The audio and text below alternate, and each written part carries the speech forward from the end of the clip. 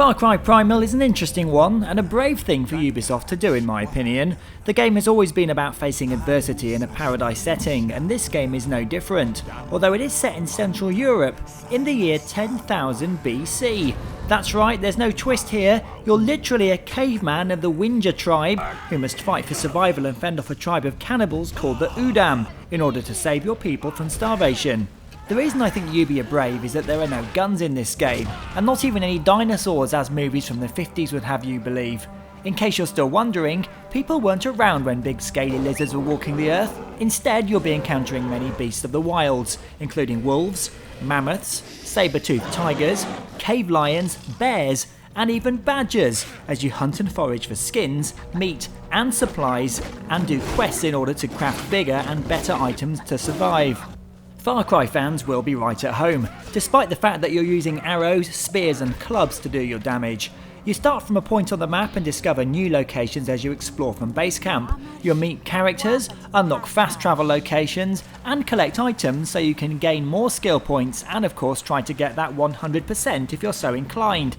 If you're not a fan of 3D platforming, then you'll be glad to hear that climbing towers has been replaced by simply lighting bonfires as you take over new territory and settlements. By far the coolest bit of Far Cry Primal though is the Beastmaster skills you have. Like a loincloth-clad Dr. Doolittle, you can throw some bait out into the wilds and wait for an animal to go for it. You can then tame these wild beasts by holding the action button and add them to your companion list. They'll then follow you around and attack other animals and Udam that threaten you, and they've all got different skills. It's great having a big beast by your side and you can dismiss or call them at any time. You also have an owl you can call which can scout ahead for you, attack from above and even drop bombs such as bags of bees on enemies to cause some chaos. Some trippy moments also make a return in the form of visions when you go and visit the shaman.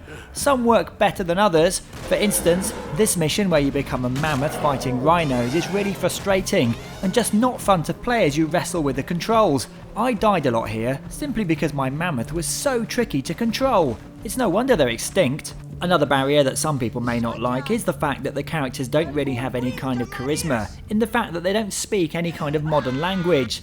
Some of them are memorable, such as the one-armed dude who calls you Piss Man, but if you're expecting any bad guys with the charisma from the last two games, you can forget it. Everything is also subtitled thanks to the caveman speak. I tell you what, it probably did save Ubisoft a ton of money in translation and voiceover costs though. Graphics are also a mixed bag.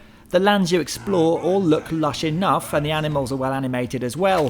One thing that isn't so nice to look at is the checkpoint system. Icons look unfinished and float in front of you in a really horrible manner. It's not a game breaker, but it's definitely a thorn amongst all the roses. Far Cry Primal has a certain charm, but it's certainly a departure from the usual FPS fare, which could put some fans of the series off. Because of the lack of guns, gadgets, speech and characters you can get involved with, it does feel a bit light, so it gets a very good 7 out of 10.